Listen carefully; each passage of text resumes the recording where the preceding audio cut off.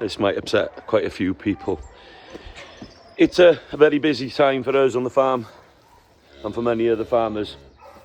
Spring, lambing, calving, a lot of people are out with their ploughs, drills, getting the food in the ground, getting the seeds in the ground. We're up all hours making sure that our livestock is at its best, giving birth, making sure that everything has a fair chance to live. For me, I just feel again disappointed in the political system and in politicians. I don't trust any of them. I have got a feeling that none of them are here for the working people. None of them are here to protect food security, to keep food affordable. They don't care, and they would sell the agricultural sector down the road. And you know what? It's scary because we are having the biggest hike in food inflation in a very, very long time. And people are struggling. People are struggling to pay their bills. Energy's going through the roof. When we're talking about a green future, what the heck is the point of having a green future if you've got no food to feed the nation with? We're a growing population on a small island, so food security should be and must be at the top of the priority of any government that's in charge. But as well, food affordability to the poorer people in society, good food is going to cost more. Cheap food will come at a cost to people's health, emotionally, physically, mentally. And all these things are costing the government and our nation. By building a better Britain on our bellies, we could have a lot more money in the tax coffers that doesn't have to go into the NHS, into the dentists, because they're eating, these children are eating sugary drinks and diabetes, obesity. All these things are costing the country and the taxpayers. Now, I want to bring one more thing into the equation because I think this is very, very important as well. We've got a world now that's turbulent and is very, very fragile, as in, we don't know where the next war is or where the next fight is going to be. But I'm going to bring us back to Ukraine and we look what's happened there. Now, if Ukraine was just a desert land with no real value to it, do you think all these people would be fighting over it?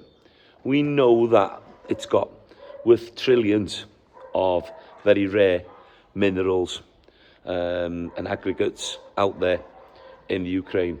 But what we forget as well, it's a very productive farming country.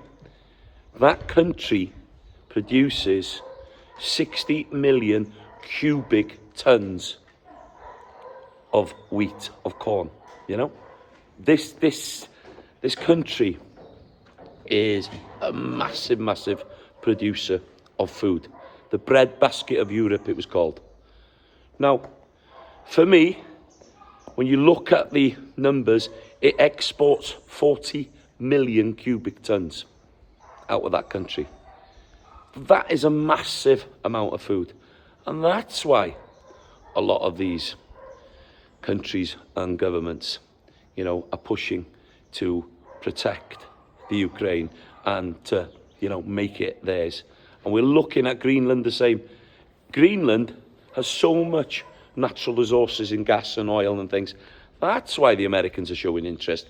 That's why other countries are showing interest in these countries. It's all about money. Nothing else. Nothing else. And the big investors like BlackRock are already in the Ukraine. And I'm told they've bought up to 30% of the land mass there. So where do we go from here? Where do we go? That is the question we have to ask ourselves as a civilization. We would have been on this land with a lot less imported food years ago. People would have eaten local, seasonal, sustainable food. And food would have been a lot more expensive, believe it or not. But cheap food has comes at a cost to the environment, comes at a cost to the farmer, and it comes at a cost to the general public as well in their health. So let's think of how we can change our world, our country, with a farming food revolution. So I'd love to hear your comments. I'd love to hear your ideas. We definitely do need to be looking at our farming systems locally and worldwide, and how we can develop ways, innovation, technology can all be helpful in producing food. But livestock are an intricate part of it, and these are not the problem. They are part of the solution, and that's what we should remember. Don't blame the cow.